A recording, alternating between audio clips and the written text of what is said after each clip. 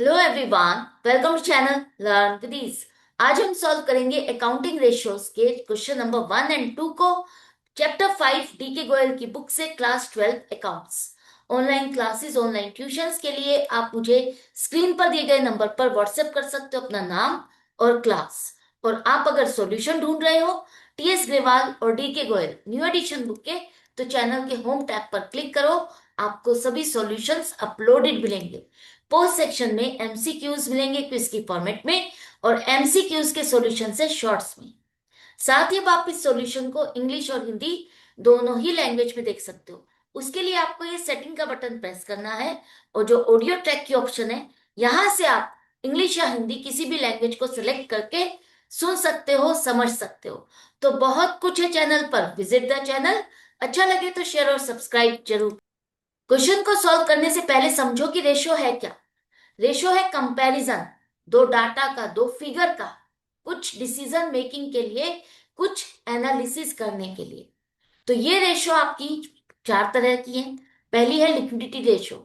Liquidity ratio आपकी organisation के बारे में बताएगी कि आपकी ऑर्गेनाइजेशन की शॉर्ट टर्म फाइनेंशियल पोजीशन कैसी है। क्या इस ऑर्गेनाइजेशन के पास डे टू डे रिक्वायरमेंट के लिए सफिशिएंट फंड्स है या नहीं है।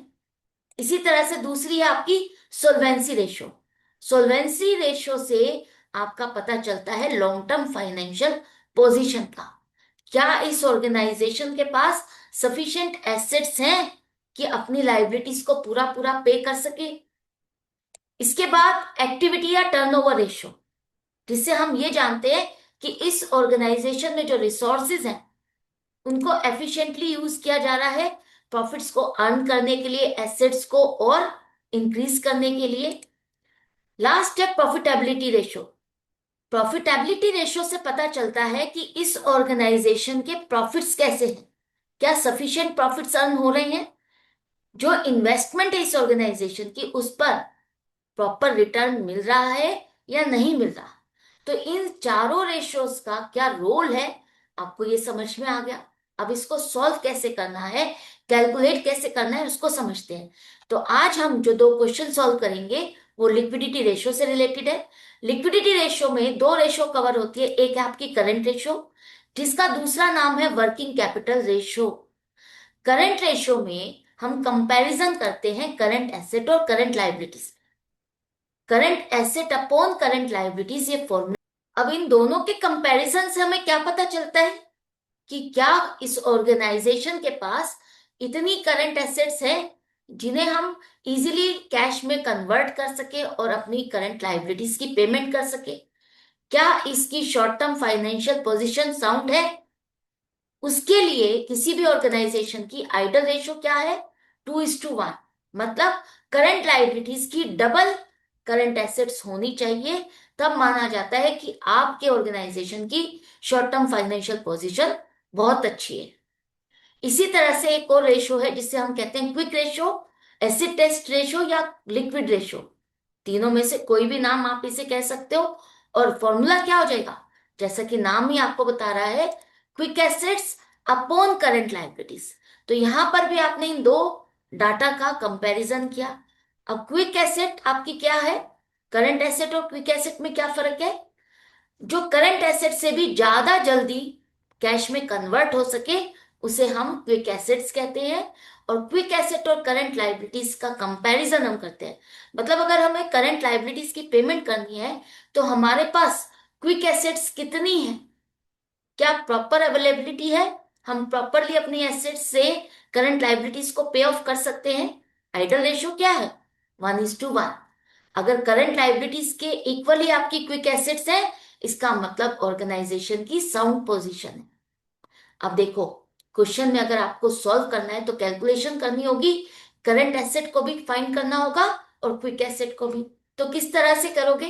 करंट एसेट क्या है, करंट एसेट का मतलब वो एसेट्स जिसे आप विद इन 12 मंथ्स में, बैलेंस शीट से विद इन 12 मंथ्स में आप उसे कैश में कन्वर्ट कर सकते हो। विद इन 12 मंथ्स आपको उसकी पेमेंट मिल जाएगी, या ऑपरेटिंग साइकिल के पीरियड के अंदर अंदर आपको पेमेंट मिल जाती है, वो करंट एसेट है। ऑपरेटिंग साइकिल क्या है, अब कोई भी ऑर्गेनाइजेशन है उसका एक प्रोसेस का सर्कल है। कि आपने कोई मटेरियल खरीदा, उसको फिनिश्ड गुड्स में कन्वर्ट किया, उसको बेचा, उसके बाद पैसा मिला, फिर से आपने उसके सामान को खरीदा, बनाया, बेचा, पैसा लिया। तो इस पूरे सर्कल को पूरा करने में आपको कितना टाइम पीरियड लग रहा है, वो ऑपरेटिंग साइकिल है। अगर किसी ऑर्गेनाइजेशन को उसकी पेमेंट्स इसी साइकिल में मिल जाती है, इसी साइकिल में उसकी एसेट रियलाइज होती है, तो वो भी करंट एसेट में काउंट होगी। अब देखो करंट एसेट में आपका क्या क्या आएगा। एक तो कैश, दूसरा बैंक बैलेंस, फिर डेटर्स, जिसको आपने सामान उधार में बेचा। लेकिन डेटर्स लेते हुए आपको ध्यान रखना है कि अगर कोई प्रोविजन फॉर डाउटफुल डेट्स है, उसको आपको माइनस करके लेना है, नेट डेटर्स लेने हैं। इसके बाद स्टॉक, स्टॉक मतलब इन्वेंट्री। इन्वेंट्री में से अगर कोई लूज टूल्स या स्पेयर पार्ट्स है, ऐसा भी कोई स्टॉक है आपके पास और वो इसमें ऐड है, तो उसको आपको माइनस करना है। बिल्स रिसीवेबल, जो डेटर्स जिन्होंने आपको लिख के दिया है कि आपको इतने टाइम पीरियड बाद पेमेंट कर देंगे, वो बिल्स रिसीवेबल। प्रीपेड एक्सपेंसेस, जहां पर आपने एडवांस में सर्विसेज के लिए पेमेंट की है, प्रीपेड एक्सपेंसेस। अक्रूड इनकम, जहां पर आपने सर्विसेज दे दी लेकिन आपको पैसा नहीं मिला अभी, ये भी करंट एसेट है। मार्केटेबल सिक्योरिटीज, आपने किसी और ऑर्गेनाइजेशन के शेयर्स या डिबेंचर्स खरीदे या कोई और बॉन्ड्स खरीदे, जिसे आप जल्दी से मार्केट में बेच करके कैश में कन्वर्ट कर सकते हो, वो करंट एसेट है। Short term loans and advances, short period के लिए आपने किसी को लोन दिया है, एडवांस दिया। एडवांस टैक्स, जो आपके इनकम टैक्स में, आपकी टैक्स लाइबिलिटी में आपने एडवांस टैक्स पे किया, वो भी करंट एसेट है। और लास्ट में चेक्स एंड ड्राफ्ट, ये सारी आपकी करंट एसेट्स की लिस्ट में आएगा। अब करंट एसेट तो हमें समझ में आ गया, हमने पहले भी पढ़ा है। लेकिन क्विक एसेट और करंट एसेट में क्या फर्क है? कौन सी चीज क्विक एसेट में नहीं आए? आपको अब यहां से देखना है कि वो कौन सी चीज है जिसका नेक्स्ट स्टेप कैश में कन्वर्ट होना नहीं है। तो वो आपकी कौन सी चीज हो सकती है? देखो, कैश तो हमारा कैश ही है, बैंक बैलेंस भी कैश है, डेटर से भी आपको पैसा मिलेगा, कैश में कन्वर्ट होगा। लेकिन जो स्टॉक है, इसे आप डायरेक्टली कैश में नहीं कन्वर्ट कर सकते।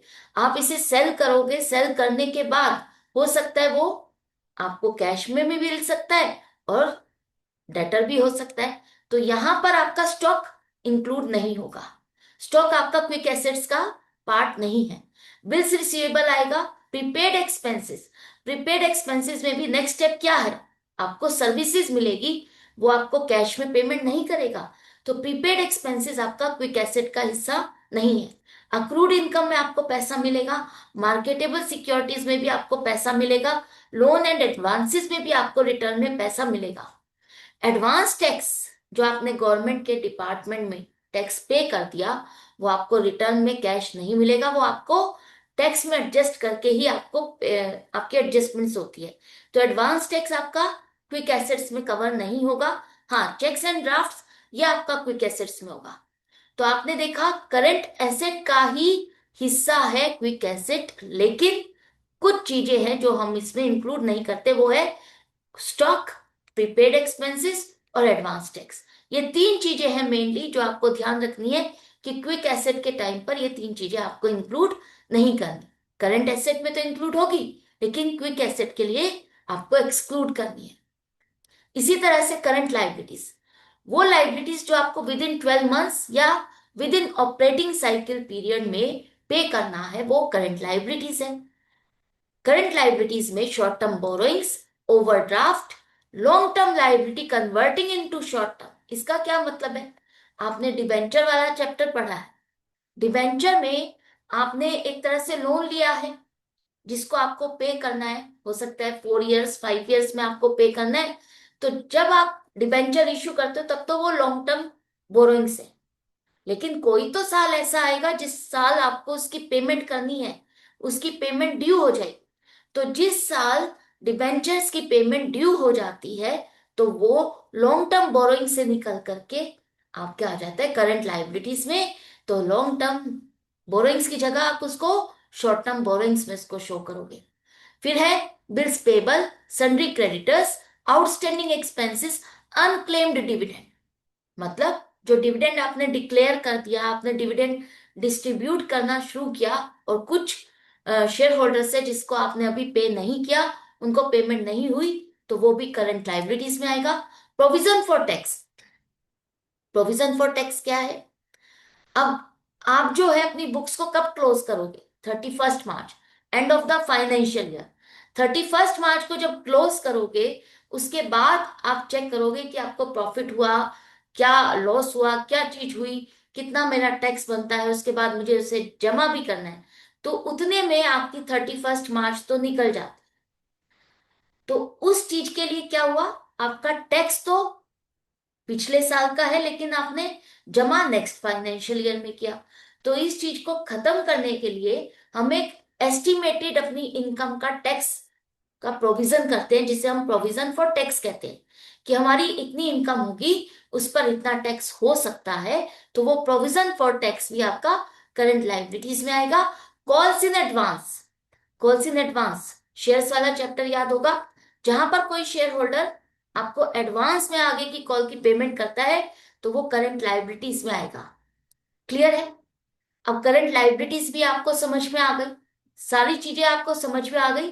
तो अब देखते हैं क्वेश्चन को सॉल्व कैसे करना है। पर यहाँ पर कुछ इंपॉर्टेंट पॉइंट्स है। कई बार कुछ टर्म ऐसी लिखी होती है कि आपको समझ नहीं आता कि ये करंट लाइबिलिटी है, करंट एसेट है, या लॉन्ग टर्म है। तो कैसे समझोगे? अगर आपको क्वेश्चन में सिर्फ इन्वेस्टमेंट लिखा हुआ दिया है, तो अगर इन्वेस्टमेंट लिखा है सिर्फ, तो इसका मतलब है लॉन्ग टर्म इन्वेस्टमेंट्स। इसी तरह से अगर क्वेश्चन में लोन लिखा है, या लोन ऑन मॉर्टगेज लिखा है, बैंक लोन लिखा है, तो ये सब आपकी लॉन्ग टर्म बोरोइंग्स है, करंट लाइबिलिटीज नहीं है। राइट? अब देखो क्वेश्चन में आपको जो दिया है, इसके बेस पर आपको करंट रेशियो कैलकुलेट करनी है। तो करंट रेशियो के लिए हमें क्या चाहिए? करंट एसेट्स और करंट लाइबिलिटीज। करंट एसेट्स में आपका यहाँ पर क्या चीज कवर होगी? Land and building non current asset है। इन्वेंट्री, हाँ स्टॉक आपका करंट एसेट है। ट्रेड रिसीवेबल्स, ट्रेड रिसीवेबल्स का मतलब डेटर्स और बिल्स रिसीवेबल्स, तो ये दोनों ही आपकी करंट एसेट है, आप इसको इसमें कवर करोगे। करंट इन्वेस्टमेंट्स, अब देखो यहाँ पर सिर्फ इन्वेस्टमेंट नहीं लिखा, करंट इन्वेस्टमेंट लिखा है। करंट का मतलब शॉर्ट टर्म इन्वेस्टमेंट्स है, जिसे आप जल्दी से सेल करके कैश में कन्वर्ट कर सकते हो, तो करंट एसेट्स में आएगा। इसके बाद क्या कुछ और एसेट है आपकी करंट एसेट? हाँ, कैश एंड कैश इक्विवेलेंट है, तो वो आपको यहां पर लिखना है। तो टोटल हो गई करंट एसेट्स आपकी 2 लाख रुपीज। इसी तरह से करंट लाइबिलिटीज में क्या कवर होगा? ट्रेड पेबल्स, ट्रेड पेबल्स का मतलब क्रेडिटर्स एंड बिल्स पेबल, उन दोनों को मिला करके हम कहते हैं ट्रेड पेबल्स, तो ये भी करंट लाइबिलिटीज है। लॉन्ग टर्म बोरोइंग्स आपका नॉन करंट लाइबिलिटीज है। शॉर्ट टर्म बोरोइंग्स आपका करंट लाइबिलिटीज में आएगा। प्रोविजन फॉर टैक्स और आउटस्टैंडिंग एक्सपेंसेस, ये सारा मिला करके टोटल करंट लाइबिलिटीज हो गई 80,000। अब ये दोनों चीजें आपने निकाल ली, ये दोनों ही चीजें हमें चाहिए थी। अब current assets upon current liabilities अगर आप करोगे, तो आपकी रेशियो हो गई 2.5:1। 2 लाख अपॉन 80,000, रेशियो हो गई 2.5:1। मतलब जितनी हमारी करंट लाइबिलिटीज है, उसकी 2.5 टाइम्स ज्यादा आपकी करंट एसेट्स है। राइट? अब यहां पर बहुत इंपॉर्टेंट पॉइंट है, ध्यान से समझना, इसकी कैलकुलेशन कैसे होगी। हमेशा आपका जो डिनोमिनेटर है, जो नीचे का नंबर है, वो 1 रहेगा। मतलब आपको हमेशा इसी नंबर से इसको डिवाइड करना है, कोई और नंबर नहीं ढूंढना, इसी नंबर से आपको डिवाइड करना है। यही आपके रेशियोज में डिवाइजर है। नीचे का जो नंबर है, इसी से आपको इसे डिवाइड करना है। तो ये तो हो जाएगा 1। अब इसको डिवाइड करते हुए चाहे आपका कोई भी नंबर आए, आपको डिनोमिनेटर को ही डिवाइजर लेकर कैलकुलेट करना है। राइट? अगर ऐसा नहीं करोगे, तो आपका आंसर रॉन्ग होगा।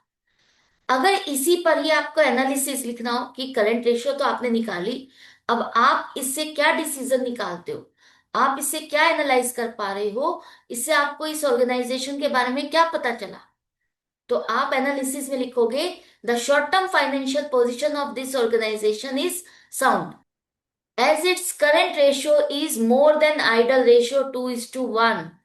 तो यहां पर ये ऑर्गेनाइजेशन इजीली अपनी करंट लाइबिलिटीज को पे कर सकती है, करंट एसेट्स को कैश में कन्वर्ट करके लाइबिलिटीज की पेमेंट हो सकती है। राइट? करंट रेशियो के बाद, इस क्वेश्चन के बाद नेक्स्ट क्वेश्चन आ जाता है क्वेश्चन नंबर 2। यहां पर आपको करंट रेशियो और क्विक रेशियो दोनों ही कैलकुलेट करनी है और साथ में कंक्लूजन भी ड्रॉ करना है। तो सबसे पहले आपको क्या चाहिए, करंट एसेट। करंट एसेट में क्या क्या आएगा, गुडविल आपकी नॉन करंट एसेट है। इन्वेंट्रीज आपको लिखनी है 2,50,000। ट्रेड रिसीवेबल्स मतलब debtors and bills receivable less provision है। तो क्या बताया था मैंने, अगर आपको डेटर्स दिए हैं तो वहां पर माइनस प्रोविजन करके लेना है, मतलब 1,30,000 लोगे।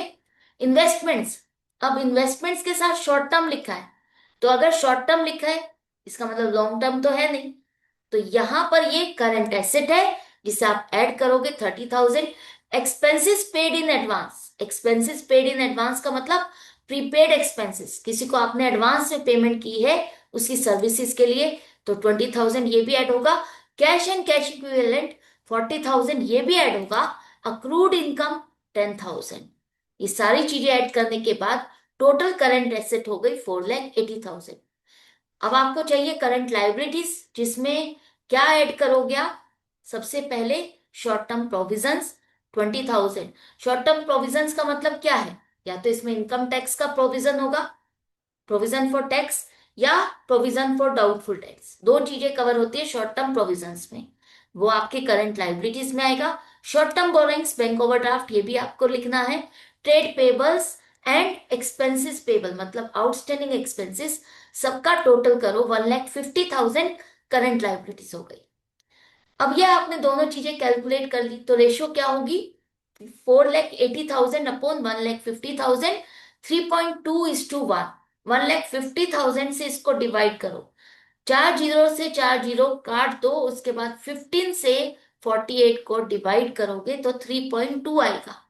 मतलब आपकी करंट लाइबिलिटी से 3.2 टाइम्स आपकी करंट एसेट्स ज्यादा है। तो हम करंट लाइबिलिटीज की इजीली पेमेंट कर सकते हैं, राइट। एक बात और याद रखना, जब भी आप रेशियो से रिलेटेड क्वेश्चंस को सॉल्व करते हो तो वहां पर आपको फॉर्मूला जरूर से लिखना है। आपने ये जो करंट एसेट है इसको किस तरह से कैलकुलेट किया, क्या चीज ऐड की, क्या चीज माइनस की, वो सब कुछ क्लियरली इसी तरह से आपको शो करना है, तभी आपको फुल मार्क्स मिलेंगे, अदरवाइज कट हो सकते हैं। इसी तरह से हमें क्विक रेशियो निकालनी है। क्विक रेशियो में क्विक एसेट्स चाहिए और करंट लाइबिलिटीज। करंट लाइबिलिटीज हम कैलकुलेट कर चुके हैं। क्विक एसेट के लिए अब आपको क्या ध्यान रखना है, हमें इन्वेंट्रीज नहीं लेनी है, तो इन्वेंट्रीज को हटा देते हैं, बाकी सब चीजें क्या रहेगी आपका, एक तो trade receivables 1,30,000, investments 30,000, expenses paid in advance prepaid expenses, ये भी आपका क्विक एसेट्स में नहीं आएगा। कैश एंड कैश इक्विवेलेंट आप ऐड करोगे, अक्रूड इनकम भी ऐड होगा, तो ये सारी चीजें ऐड होकर के 2,10,000 आपकी क्विक एसेट्स हो गई। तो रेशो क्या हो जाएगी, क्विक रेशो 2,10,000 अपॉन 1,50,000, 1.4:1। अब ये भी आपकी आइडल रेशियो से ज्यादा है, क्विक रेशियो भी आपकी आइडल रेशियो से ज्यादा है और करंट रेशियो भी आपकी आइडल रेशियो से ज्यादा है। तो इससे आप क्या कह सकते हो कि इस ऑर्गेनाइजेशन की short term financial position sound है। तो आपको कंक्लूजन भी लिखना है, तो क्या लिखोगे, short term financial position of the company is sound, current ratio and quick ratio both are more than idle ratio, therefore it can be said that the company is in the position to meet its current liabilities, right. तो ये दोनों question हमने solve कर लिए, I hope आपको समझ में भी आ गई है कि किस तरह से सॉल्व करना है। तो इसी तरह से आपको कनेक्टेड रहना है, सीखते रहना है, समझते रहना है। अगर कहीं डाउट या कंफ्यूजन है तो कमेंट सेक्शन में लिख करके पूछ सकते हो, अदरवाइज कनेक्टेड रहो, सीखते रहो। वीडियो हेल्पफुल लगे तो लाइक का बटन प्रेस करना और फ्रेंड्स में शेयर करना। Goodbye and take care.